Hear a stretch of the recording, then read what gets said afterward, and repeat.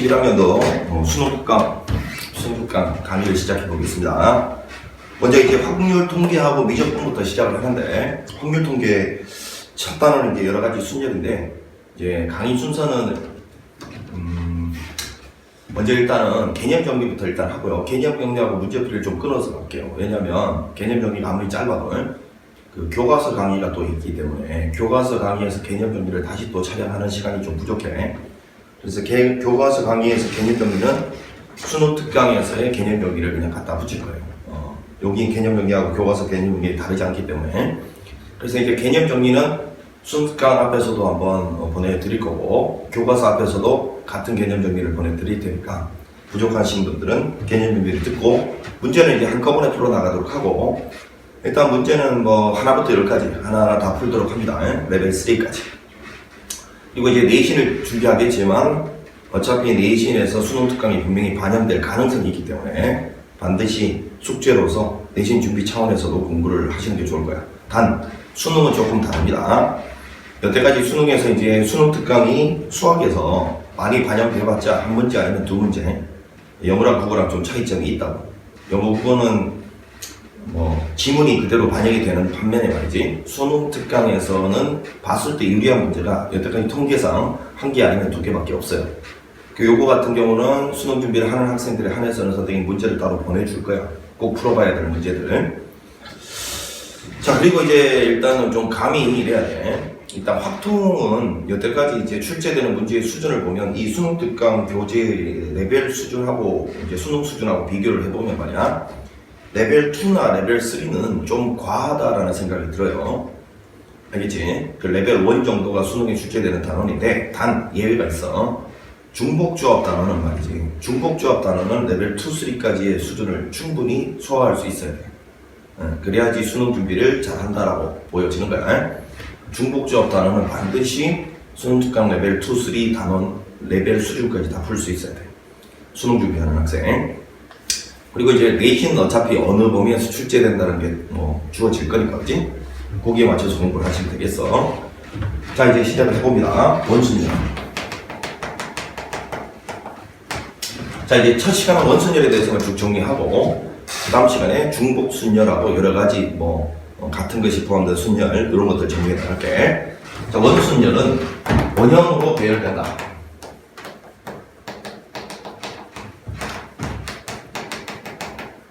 그래서 뭐 일반적으로 회전에서 겹치는 것은 같은 것으로 본다. 자, 이런 거 이게 원순열이라고 알려져 있는데 중요한 건 이겁니다. 회전에서 겹치는 것은 같은 것으로 본다. 다르지 않게 본다는 이야기야. 하나로 본다는 이야기지. 근데 이제 문제가 원형으로 그려진 것만 원순열이라고 부르지 않으니까, 사실은 이 말은 외형적인 이야기일 뿐, 정상적인 말은요,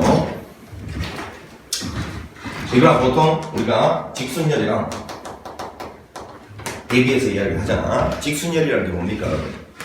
이렇게 일렬로 뭐 예를 들어서 1, 2, 3, 4, 5 5개의 숫자를 이용해서 서로 다른 네 자리 정수를 만들 때 제가 배울 수 있는 게 5가지, 4가지, 3가지, 2가지 이렇게 계산을 하잖아요. 근데 이 곱하기의 의미는 뭡니까? 여기는 숫자들이 여기 어떤 순서로 오는지를 다 다르게 보겠다라는 말인데, 어떤 순서로란 말이 지금 4자리면 1000의 자리, 100의 자리, 10의 자리, 1의 자리 자리가 다 정해져 있잖아요.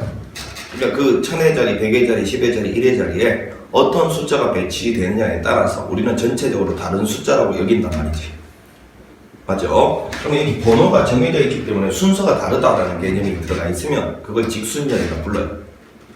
그러니까 일직선으로 표현됐다 그거보다는요, 여기 순서가 다 매겨져 있는 걸 나열하다 보니까 순서가 바뀐 상태는 다른 결과를 내는 걸 직순열이라고 통칭한다고.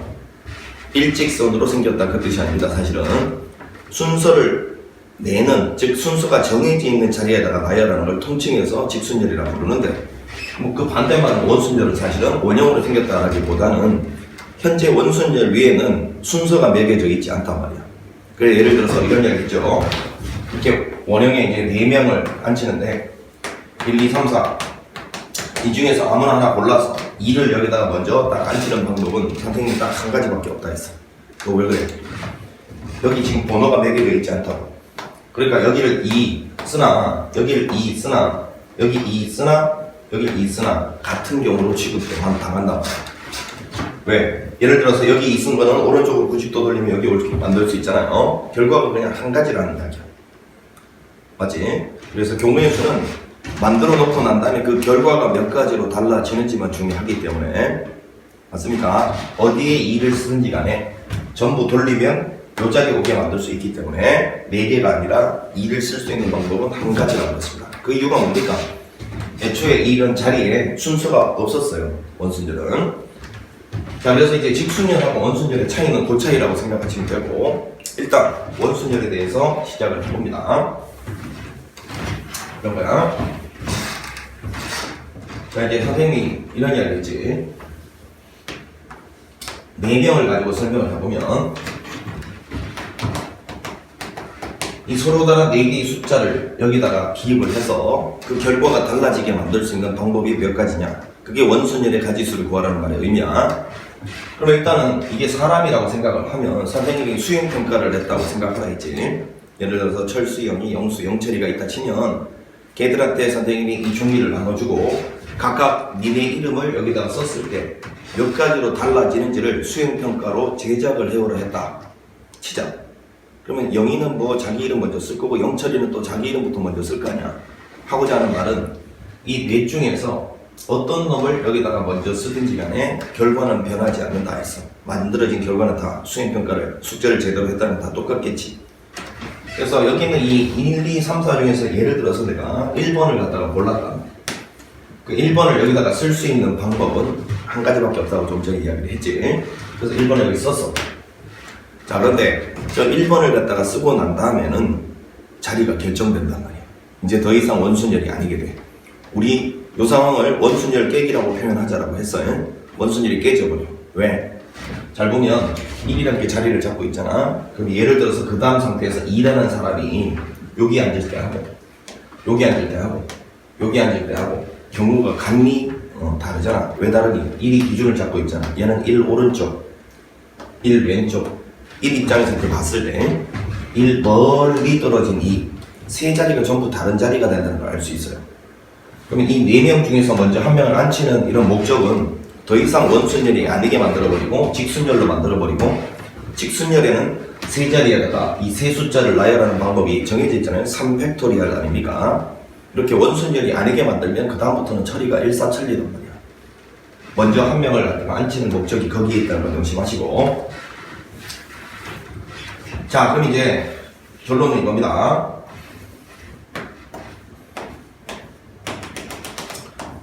자, 1, 2, 3 쭉 가서 n명이 있는데 n명을 여기 원순열의 자리에 앉히는 방법의 가지수를 묻는다면 일단 이 중에 한 명을 먼저 여기다 앉히는 방법이 한 가지 했어요. 그럼 남아있는 요 놈이 n-1개가 되겠죠. n-1개는 여기다 나열할 때 더 이상 원순열이 아니기 때문에 나열할 때마다 자리가 달라져. 따라서 n-1 팩토리얼이 된다라고 했어요. 근데 이제 선생님 수업 시간에 저 공식을 그대로 외우면 큰일 난다 일단. 공식 따위를 외워서 원순열을 줄 수 있는 게 아니라고 했어. 자, 그러면 요거 한번 다시 이야기해볼게. 요거 한 명을 딱 자리를 잡게 만들면 더 이상 원순열이 아니게 된다는 거 요거 한번 더 느껴보자. 정사각형 모양의 회의실이 있다 치자. 이건 정사각형 모양의 회의실이야. 그럼 여기다가 원탁을 딱 놨는데 자리가 4자리가 있어. 이 자리에 사람이 4명 있는데 이 자리에 4명을 갖다가 앉히는 방법 몇 가지냐 하면, 자, 회전에서 겹치는 것을 같은 것으로 본다 이런 이야기가 반드시 따라했을 거야. 그럼 분명히 좀 전에 했던 이야기에 따르면 3팩토리얼이다 라고 했어요. n-1 팩토리얼. 자, 전체를 앉히는 것 정도는 외워 그냥. 자, 그런데 이제 그런 데가 중에 여기 만약에 사장님 사진이 하나 이렇게 딱 붙어있어. 사장님 사진이 하나 붙어 있었다고 쳐. 그럼 이 사장님 사진이 붙어 있으면 이 4명을 여기다 나열하는 방법 몇 가지요? 이거 아닙니다. 4팩토리얼. 왜? 저 사장님 사진 때문에 저거는 원순열이 될 수가 없다는 얘기야. 왜 그런지 봐. 사장님 사진이 여기 있잖아. 그럼 여기는 1. 이걸 여기다가 탁 배열하는 방법이 한 가지가 아니게 된다. 왜? 봐봐. 1, 1, 1, 1이면 사장님 가까운 쪽, 사장님 오른쪽, 사장님 왼쪽, 사장님 원쪽이니까 저 사장님 사진이 하나 자리를 잡고 있다는 사실 자체가 원순열이 더 이상 안 되게 만들어버린다. 혹은 여기 출입문이 있다고 생각해보세요. 출입문 기준으로 이를 어디다 썼는지가 다 달라지잖아, 그지?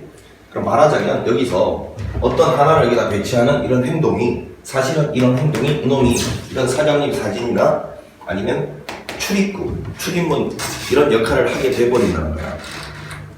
알겠지? 그래서 강제로 하나를 딱 배열하고 나면 이놈이 이런 역할을 하게 되기 때문에 그 다음부터의 행동은 전부 직순열로 가면 된다라는 이야기를 설명한 거예요.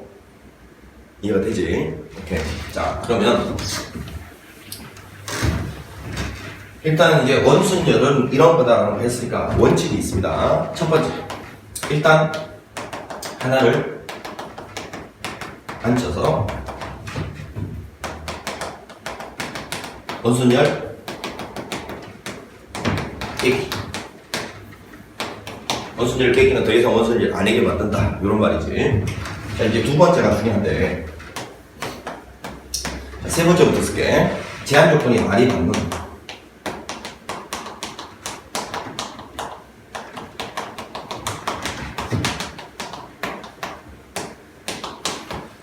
일반적인 순열하고 마찬가지로 원순열도요, 제한 조건을 많이 받고 있는 것부터 나열하는 게 편하긴 합니다. 근데 이거는 이제 조금 절대적인 건 아니야. 알겠니? 사실은 이걸 3번에다 쓴 이유가 2번 이거죠.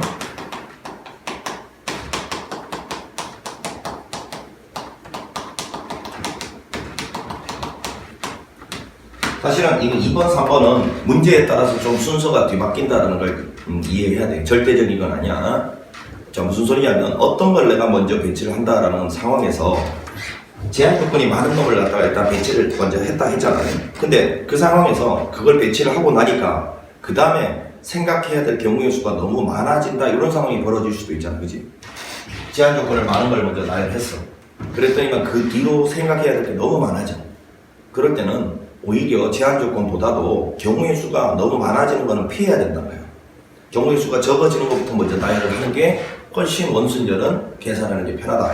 그래서 내가 이걸 2번에다 쓴 거야. 무슨 말인지 알겠지? 이런 원칙들만 좀 잘 지켜주시면 되는 거야. 그리고 이제 간혹가다 어떤 문제집에서 같은 것이 포함된 원순열이 있어. 뭐 A가 2개 있고 B가 3개 있고 이걸 원탁에 앉히는 방법, 그딴 건 교과과정 아닙니다. 공부하실 필요가 없어요. 자, 어찌됐건 이렇게 해서 대원칙을 갖다가 이해하고, 자, 그럼 이제 유형을 갖다가 몇 가지 한번 살펴보자. 먼저 가장 보편적인 거 정사각형이다. 하나, 둘, 셋, 넷, 다섯, 여섯, 일곱, 여덟. 자, 이 8개의 숫자 혹은 색깔이라고 생각해도 되죠. 이거를 이 정사각형 모양의 나열하는 방법이 두 가지나 이렇게 이야기를 했어. 그리고 이제 좀 기억을 하셔야 될 게, 원순열은 항상 도형과 같이 등장을 하잖아, 그지? 근데 저 도형은 무조건 점대칭 도형이어야 된다. 무슨 소리냐면 이 사각형은, 정사각형은 요점에 대해서 사실은 모든 꼭지점 혹은 변들에 놓여 있는 이런 자리들이 다 점대칭을 이룬다. 그리고 그 점대칭 이루는 자리는 다 같은 자리가 돼. 자, 무슨 소리냐면 이 중에서 아무나 먼저 한 명을 앉혀도 상관이 없다 했어. 경우에서는 영향을 안 끼친다 했잖아, 그지? 그럼 네가 예를 들어서 한번 골라봐. 아무나를. 예를 들어 2를 골랐어. 2 고르지 말고 다른 숫자 4를 골랐다. 오늘의 왠지 4가 마음에 드네. 4를 고르면 첫 번째로 4를 여기다 쓸 수 있는 방법의 가지수가 몇 가지냐 이렇게 질문해 볼게. 빨리 스스로 대답해봐. 몇 가지야? 4를 쓸 수 있는 방법 8가지 하면 혼나지. 2가지입니다. 2가지. 왜 2가지냐? 자, 먼저 4를 여기다 쓰는 거 하고요, 여기다 쓰는 거 하고, 또 여기다 쓰는 거 하고, 여기다 쓰는 거. 지금 선생님이 세 뭉칠 자리는 다 똑같은 자리입니다. 왜 그렇다고요? 지금 아무것도 써져 있지 않잖아, 그지? 그럼 4를 여기다 쓴 거하고 여기다 쓴 거 비교해봐. 여기다 4 쓴 거는 오른쪽으로 90도 돌리는 순간 요 자리 오죠. 여기다 4 쓴 건 180도 돌리는 순간 요 자리 오고, 여기다 4 쓴 건 왼쪽으로 90도 돌리는 순간 저 세모 자리로 온다는 걸 알 수 있잖아. 같은 자리야. 서로 다르지 않다고. 알겠니? 선생님이 일례로 애들한테 막 종이를 주고 막 여기다가 네 마음에 드는데 아무데나 4 써라 라고 애들한테 했어. 그러면 다들 막 지멋대로 막 이런 데 막 쓸 거 아니야, 그치? 그리고 난 다음에 선생님이 이렇게 외쳤어. 자, 지금부터 네가 쓴 4가 선생님 방향으로, 여기 선생님이 서 있다 치잖아요. 선생님 방향 오도록 한번 놔봐 이랬어 애들한테. 그럼 그 애들이 선생님 방향으로 다 되게 돌릴 거 아니야, 그지? 그럼 전부 4가 여기 써지는 형태로 바뀐단 말이야, 애들이 다. 우리 경우의 수는 결과가 몇 가지로 달라지는지가 중요하다 했으니까요. 그래서 4를 이런 자리에 쓰면 다 같은 자리야. 두 번째로 요 자리, 요 자리, 요 자리, 요 자리, 요런 자리 썼을 때도 4는 같은 자리야, 그지? 자, 그렇다면 이런 상황에서 잘 생각해보면 4를 쓸 수 있는 방법은 두 가지라고 대답을 해야 되는 거야. 여기 쓴 건 다 같고 여기 쓴 것도 다 같지만 여기 쓴 거와 여기 쓴 건 다르죠. 다르단 말이야. 그래서 4를 쓸 수 있는 방법이 두 가지다. 그렇게 써놓고요. 그럼 4를 만약에 이제 여기다 썼다 치자. 여기다 4를 썼어. 그러면 여기다 4를 썼을 때 나올 수 있는 경우의 수를 여기다 지금 쓸 건데 앞에 있는 두 배는 무슨 뜻이라고? 4를 여기다 썼을 때 그 뒤로 일어난 일들도 지금 현재 여기 4가 써져 있는 이 상황에서 뒤로 일어난 일들과 경우의 수가 같을 거야. 알겠니? 그럼 그 경우의 수를 두 개 해주면 된다는 말이 똑같은 거. 예를 들어서 4일 때 경우의 수가 있을 거고 여기 4일 때 경우의 수가 있을 텐데 이게 만약에 A가지라고 쳐. 이것도 A가지라고 쳐봐. 또 두 개를 더하면 2A가지가 되니까 그냥 A가지 두 배 하면 된다는 소리 아니야. 맞지? 따라서 4가 갈 수 있는 데가 두 군데라고 해놓고 이 자리에는 이제 4가 여기 있을 때를 가정해서 계산하면 되는 거라고. 그럼 4가 자리를 잡았으니까 더 이상 원순절 아니죠? 그러면 나머지 7개를 여기다가 그냥 나열하면 되니까 7팩토리얼. 더 이상 원순절 아니면 직순절이라는 소리입니다. 이렇게 계산을 하면 된다는 거지. 자, 그 다음 이등변 삼각형 말고요. 이등변은 안 됩니다. 정대칭 도형이 아니니까, 그지? 정삼각형. 자.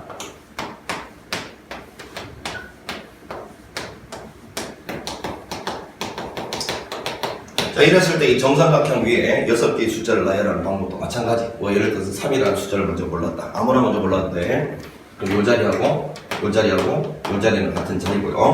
그 다음에 요 자리, 요 자리, 요 자리도 같은 자리죠. 아니, 자, 그러면 3을 쓸 수 있는 방법이 요 자리, 요 자리, 요 자리를 같고 요 자리, 요 자리, 요 자리를 같지만 요 자리, 요 자리는 다르기 때문에 마찬가지 두 가지. 그럼 3을 여기다 썼다고 생각하고 여기 이제 계산하면 되는 거지. 3이 자리를 잡았어. 더 이상 원순절 아니니까 5개는 그냥 나열하면 돼. 5팩토리얼. 따라오고 있지. 자, 이때 잘 보면 요런 자리들이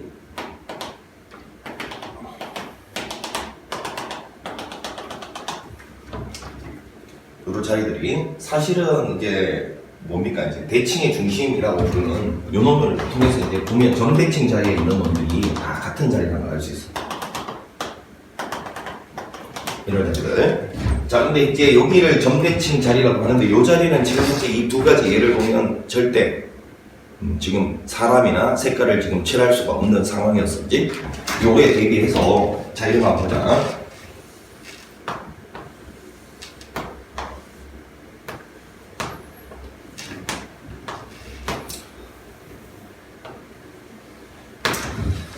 자, 요 간격이 전부 120도씩이라고 할게요. 그러면 하나, 둘, 셋, 넷, 다섯, 여섯. 지금 중간에까지 7개의 칸이 있어. 자, 지금 중간에 여기도 비어있다. 여기도 색깔을 칠할 거야. 얘하고 얘하고 차이점이 이거지. 여기도 색깔을 칠할 수가 있는 거야, 얘는. 자, 이런 상황에서 1, 2, 3, 4, 5, 6, 7. 뭐 빨주노초 파남보라고 봐도 되고, 그지? 이 7가지 색깔을 칠할 수 있는 방법은 몇 가지냐? 단 지금 해전에서 겹치는 것은 같대요. 자, 그러면 얘들 두 개하고 얘하고의 구별은 지금 대칭의 중심 자리에 얘는 색깔을 칠할 수 있다는 게 차이점이죠. 그럼 명심해야 될 게 하나 있어. 대칭의 중심 자리에 색깔을 칠할 수 있으면 그 대칭의 중심 자리부터 제일 먼저 칠해야 돼. 명심해야 돼. 여기 이 자리부터 제일 먼저 채워 넣어야 된다. 그러면 생각해봐. 중간에 있는 이 자리가 빨, 두, 노초, 파, 남, 뭐 어떤 게 될 때마다 다 결과가 달라지는 거 맞지? 그래서 이 자리에 칠할 수 있는 색깔이 7가지. 그래서 만약에 7가지라고 써놓고 4번을 여기다 색칠했다 치자. 4번을. 자, 1번까지 의미는 뭐라고? 1번부터 7번까지 여기 칠할 때마다 결과가 다 달라지니까 이 중간에 제일 중간에 칠할 수 있는 색깔이 7개다. 그 소리야. 자, 그 중에 이제 4를 칠했다고 생각을 하자. 그러면 4를 칠했을 때 가지수 9에서 7배 하면 되겠지. 왜? 각각의 색깔 1번부터 7번까지가 왔을 때 그 뒤로 일어날 가지수들은 다 똑같을 거기 때문에 4가 왔다고 생각하고 계산한 다음에 7배 하면 된다. 그 뜻이라 했어. 맞지? 그럼 이제 4를 칠하고 난 다음에 잘 생각해보면 원순열이 아직 깨지지 않았어. 왜? 지금 여기가 대칭의 중심이니까 회전해서 이 자리, 이 자리, 이 자리 같은 자리가 돼요. 바깥쪽도 요 자리, 요 자리, 요 자리 같은 자리가 됩니다. 아직 원순열이 깨지지 않았다. 그럼 이제 이 하나, 둘, 셋, 넷, 다섯, 6개 숫자 중에 또 아무거나 하나 골라봐. 예를 들어서 6이라는 거 골랐다 치자. 그럼 자, 이제 대답해봐. 6을 색칠할 수 있는 방법은 몇 가지야? 2가지이죠. 왜? 6을 여기 칠하고 여기 칠하고 여기 칠한 건 다 돌리면 같은 자리 만들 수 있을까? 한 가지야. 그리고 6을 바깥쪽에 칠한 것도 다 같은 자리지만, 자, 이렇게 한번 해볼까요? 요 자리 같은 자리고요. 그 다음에 요 자리, 요 자리, 요 자리 같은 자리입니다. 근데 세모랑 하트는 다른 자리잖아요. 그럼 6을 칠할 수 있는 방법이 이럴 때 몇 가지라고 대답해야 된다고? 2가지라고 대답해야 돼요. 그럼 만약에 여기 6을 칠했다 생각하고 2배 하는 거야. 그럼 네가 이제 여기다 써야 될 것은 여기 4, 여기 6이 칠해진 상태에서의 가지수를 칠하는 거야. 여기 쓰는 거야. 근데 6이 여기 써진과 동시에 이제 더 이상 원순열은 작동하지 않은 겁니다. 원순열 깨진 거예요. 왜? 이 4하고 6은 이미 배치가 됐으니까 그 밖에 어떤 아무 숫자나 하나 골라서요. 이 빈칸에다가 자리에 써보면 쓸 때마다 4하고 6 때문에 다른 자리가 돼요. 쓸 때마다 다른 자리가 되면 절대 원순열은 작동하지 않는 거야. 이제 직순열이 돼버린 거야. 알겠니? 쓸 때마다 다른 자리가 된다는 게 거기 좌석 번호가 이미 매겨져 있다 그 소리거든. 그럼 이제 남아있는 5개는 그냥 여기다가 배치를 하면 끝나는 거다라는 이야기를 하는 거예요. 5팩토리얼. 자, 이제 여기에 대칭의 중심 자리가 비어 있을 때 해야 될 행동이 바로 요렇다라는 걸 이야기를 했습니다. 이해할 수 있죠? 오케이. 자, 이제 이런 것들이 일반적으로 평면 도형에 대한 것들이고, 이제 입체 도형에 대한 걸 살짝 정리를 해볼게요.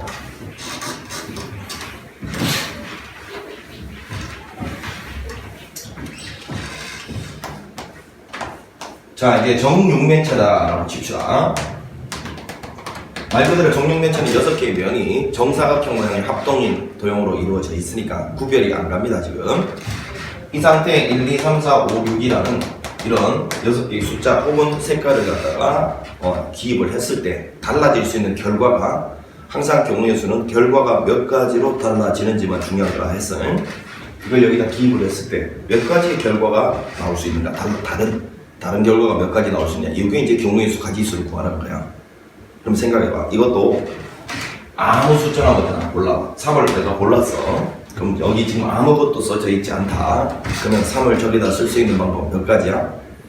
6가지가 아닙니다. 한 가지. 자, 여기 3을 썼다. 왜 그렇죠? 자, 또 마찬가지로 여기 학생들이 많이 있다고 쳐봐. 상상해봐. 내가 이렇게 정육면체 똑같이 생긴 걸 제작을 했어. 뭐 도화지나 빳빳한 종이로 제작을 해서 그때는 하얗게 아무것도 써져 있지 않은 상태에서 애들한테 분별을 했어. 그리고 야, 네 마음에 드는데 아무데나 3 한번 써봐 했어. 그러면 어떤 애는 옆에다 쓸 거고 어떤 애는 밑에다 쓸 거고 어떤 애는 위에다 쓸 거고 어떤 애는 정면에다 쓰겠고 하겠죠. 다 썼다 칩시다. 그럼 선생님이 이렇게 외쳤어. 야, 네가 쓴 3 전부 천장에 오도록 놔봐 했어. 그럼 걔들 전부 이런 모양일까요? 경우의 수는 결과가 몇 가지로 달라지는지만 중요하다 했으니까 이런 한 가지를 꺼라고 그러니까 이런 게 원순열이야. 이해가지? 자, 그리고 3을 여기다 쓰는 방법은 한 가지다. 그러면 이제 이 3을 여기다 썼으면 이 밑바닥 있죠? 맞은편. 이 밑바닥에는 쓸 수 있는 가지수가 몇 가지입니까? 당연히 5가지죠. 왜 그렇죠? 3을 여기다 쓴과 동시에 더 이상 원순열이 아니기 때문에. 되겠니? 그러면 여기다 쓸 수 있는 게 1 왔을 때, 2 왔을 때, 4 왔을 때, 5 왔을 때, 6 왔을 때 다 달라질 거 아니냐고. 맞은편 색깔 때문에. 그럼 여기다 쓸 수 있는 거는 5가지 가능성이 있죠. 그럼 예를 들어서 뭐 4를 썼다고 칩시다. 여기. 자, 요런 다음에 이제 이 4개의 숫자를 기입하면 되는데 요 상황에서 살짝 다시 원순열이 작동이 되죠. 왜? 자, 잘 봐. 이걸 내가 위에서 내려다 봤다고 생각을 하면 위쪽에서 이렇게 보일 거 아니야. 그럼 여기는 지금 3번이 색칠이 돼 있을 거고, 그 다음에 저 밑바닥에는 4번이 색칠돼 있을 거고, 그럼 지금 1, 2, 5, 6을 요 옆면 요런 데다가 1, 2, 5, 6을 배치를 해야 돼. 그게 색칠한다는 소리니까, 그지? 이게 정확하게 또 원순열 아니냐, 그지? 그럼 생각해봐. 마찬가지로 1, 2, 5, 6 4개를 여기다가 놔야 하는 방법은 그냥 3팩토리얼이다. 요 정도는 선생님 아까 시작할 때 외워놓으라 했지. 정사각형이니까, 그지? 자, 그걸 못 외우는 사람은 또 이런 행동을 하면 되지. 어떻게? 요 4개 중에서 아무거나 네가 마음에 드는 거 골라. 2를 골랐다 쳐. 그럼 2를 여기다 쓸 수 있는 방법은 몇 가지라고? 한 가지요. 여기다 쓴 거랑 여기다 쓴 거랑 여기다 쓴 거랑 여기다 쓴 거 전부 돌리면 여기 오도록 만들 수 있지. 그럼 2를 여기다 쓰는 거는 한 가지라고 치자. 그럼 썼어. 자, 이제 2가 여기 자리를 잡았잖아. 이제 더 이상 원순열이 아니라고 했어. 그러면 하나, 둘, 셋 이거는 그냥 나열할 때마다 다 달라지는 거니까 3팩토리얼. 되겠니? 자, 이제 좀 기억을 하자. 정사각형 형태나 아니면 그냥 원 이런 형태의 n명을 배열하는 방법은 n 빼기 1 팩토리얼이다, 그지? 알겠니? 요 정도는 그냥 암기하자고. 요 정도는 암기해. 매번 나올 때마다 이렇게 설명할 수는 없으니까.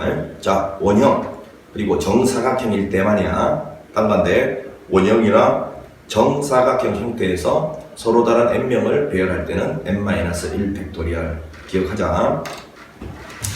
그래서 아니 여기 정사각형도 한 면에 한 명만 앉을 때 여기 한 면에 한 명만 앉을 때 원형은 원형 주변에 n명이 앉을 때고 정사각형도 한 면에 한 명만 앉을 때는 그냥 3팩이다 이렇게 기억을 하자고. 응?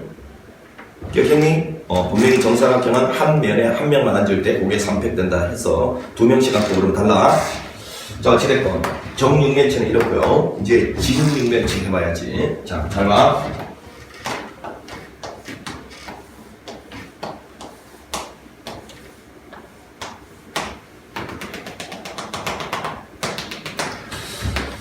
자, 요거는 조금 분류를 해서 가는데 요게 이제 윗뚜껑은 정사각형이고 아래 뚜껑도 정사각형이고 요 옆면이 조금 이제 길쭉한 이렇게 비인 길이로 돼 있다 치죠.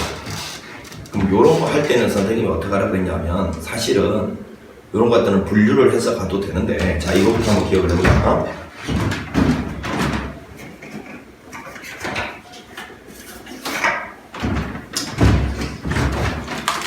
자, 이 분필을 잘 보세요.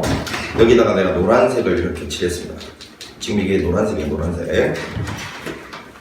윗면에 노란색, 그 다음에 밑면에는 주황색을 이렇게 색칠했다 칠게요. 주황색. 여기 위에는 노란색.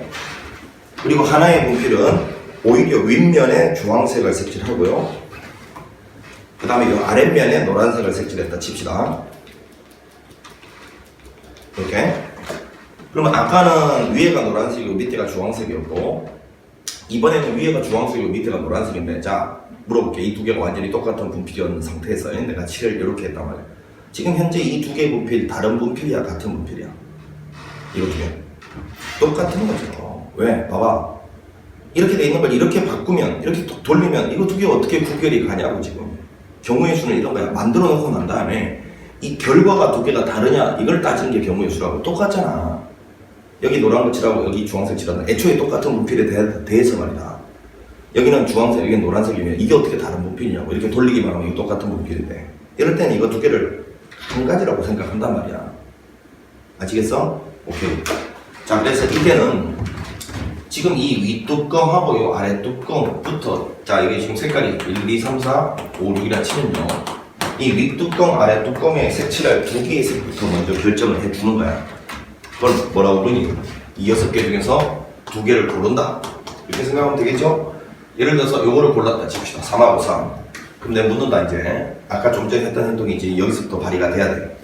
3, 4를 여기 색칠할 수 있는 방법은 몇 가지입니까? 두 가지라고 하면 안 된단 말이야. 왜? 여기 노랑, 주황 칠한 거하고 여기 주황, 노랑 칠한 거하고 아까 분명히 결과가 똑같다 했잖아. 여기 지금 아무것도 색칠이 안 돼 있는 분필이야. 하얀색. 그럼 여기 노랑을 칠하고 여기 주황을 칠하든 아니면 여기 주황을 칠하고 여기 노랑을 칠하든 돌리면 똑같은 한 가지란 걸 이해를 해야 돼. 자, 그래서 요거는 뭐라고? 6개의 색 중에서 여기 두 군데 칠할 색을 골라주는 방법이고 3, 4가 선택이 됐다 치자. 그럼 이 3, 4를 여기 색칠하는 방법은 여기 3 칠하고 여기 4 칠하는 한 가지밖에 없어. 여기 4칠하고 3칠한 건 돌리면 이거야 그냥. 두 가지가 아니라고. 이걸 이해해야 돼. 그럼 3하고 4 색칠이 됐다 치자. 1, 2, 5, 6을 옆에다 칠해야 되니까 위에서 이제 내려다보면 이거 위에서 정사각형 모양일 거 아니야. 여기 3번, 밑바닥에는 4번. 그지? 1, 2, 5, 6을 여기다 배열하는 거 요 정도는 외우다 했지? 한 개씩, 한 개씩, 한 개씩, 한 개씩 3팩토리얼. 4개를 여기 한 개씩 배열하는 방법은 3팩이다. 라고 아까 여기서 외우라 했어. 이렇게 된다. 자, 그래서 이거 15 곱하기 6 해서 90까지가 된다. 그러면은 자, 이번에는 조금 더 변형을 해보면 말이야. 이번에는 아예 세 변의 길이가 몽땅 다 다르다고 쳐봐.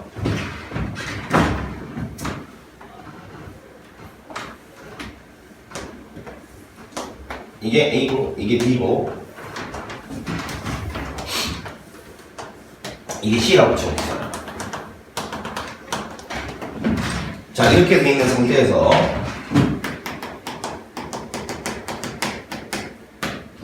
칠까지 가면 6개 색깔을 칠한다 치면 좀 전에 요거랑 했던 첫 번째 행동은 비슷하죠. 여기는 이 6개 중에서 윗뚜껑 아랫뚜껑을 칠할 두 가지 색을 먼저 골라줍니다. 6시 1거고 그게 뭐 3, 4 골라졌다 치자. 그럼 여기 3, 4 칠하는 방법은 분명히 아까 얘기했듯이 한 가지입니다. 근데 이제 요거를 위에서 내려다보면 여기서부터가 좀 차이가 나죠. 위에서 내려다보면 모양이 이렇게 보일까요? 길쭉한 이런 게 보일까요? 이 길이하고 이 길이 다르다.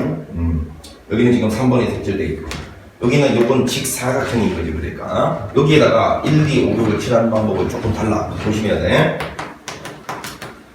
자, 이때는 먼저 4개의 색깔 중에서 아무거나 하나 고르라 했으니까 내가 만약에 5를 골랐다 치자. 그러면 얘를 칠할 수 있는 방법 몇 가지지? 두 가지요. 왜? 요 자리 요 자리는 같은 자리고 그 다음에 요 자리 요 자리도 같은 자리긴 하지만 분명히 요 자리 요 자리는 다른 자리가 되기 때문에 그렇지. 자, 그러면 5를 칠할 수 있는 방법이 두 가지니까 여기 두 가지라고 써놓고 5를 여기다 칠했다 칩시다. 그럼 5가 이제 사장님 사진 역할을 하는 거죠. 5가 사장님 사진 역할을 하니까 요 세 명은 어디에 나열하든지 간에 다 달라져 버려. 3팩토리얼.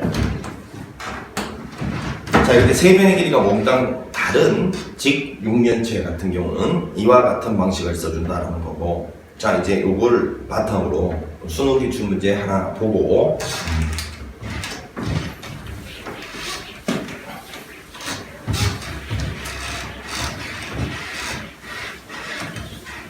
여러분 정사면체라는 거 알죠? 정사면체.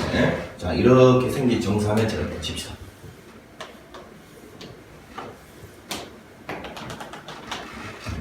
요거를 그대로 180도 돌려서 밑에 하나 똑같은 정사면체를 갖다 붙였다고 칩시다. 이렇게. 그러니까 정사면체 두 개를 요 밑면을 공통으로 해서 겹치게 만들어서 이렇게 붙였단 말이에요. 두 개를. 이 상태에서 위에를 동강 내고 아래를 토막 쳐보자. 뿔대를 만들어. 이 삼각 뿔대. 여기를 토막 쳐서 이렇게 밑면이랑 평행하게 토막을 쳐보자 말이야.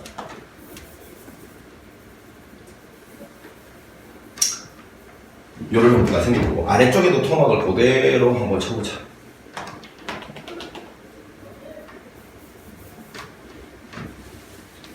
이렇게 토막을 쳤어요. 자, 그럼 이제 상황이 어떤 상황이냐면 이 윗면과 아랫면은 중간에 있는 이 면에 평행한 두 개의 정삼각형이 생겼을 거고 그 다음에 위쪽에 지금 사다리꼴 합동인 거 3개 붙어 있고 아래쪽에도 사다리꼴 합동인 거 3개가 붙어 있습니다. 이 그림을 조금 다듬어야 되겠다.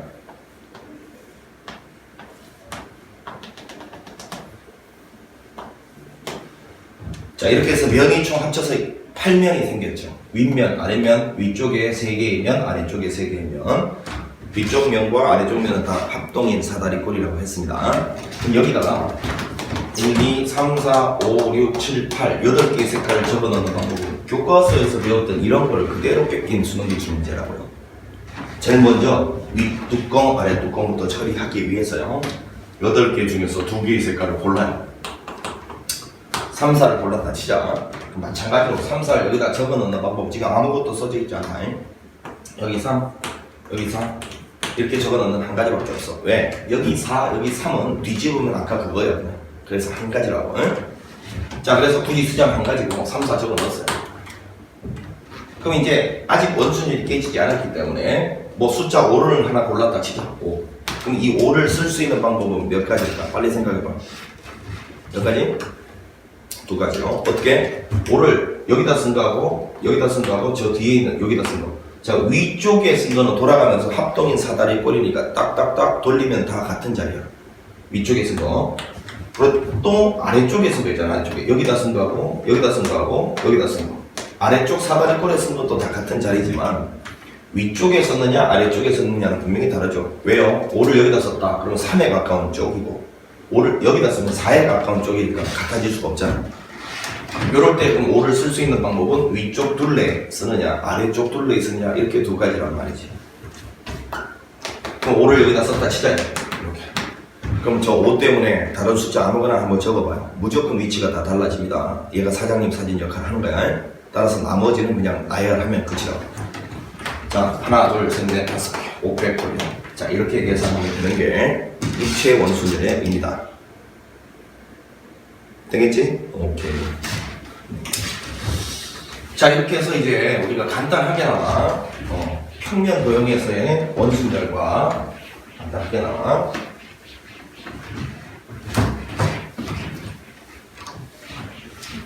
평면 도형에서의 원순열 간단하게나마 정리, 입체 도형에서 원순열 간단하게나마 정리를 해봤고, 그 다음에 이제 조금 이제 응용된 문제 중에서 과거 기출 문제, 요번에도 여기 보니까 수능 특강에 비슷한 게 지금 선생님이 설명하는 것보다 조금 난이도가 더 있더라고요. 기출 문제 중에 이런 거 있었습니다.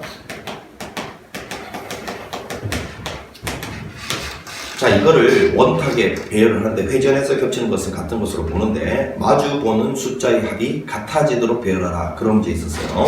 자, 예를 들면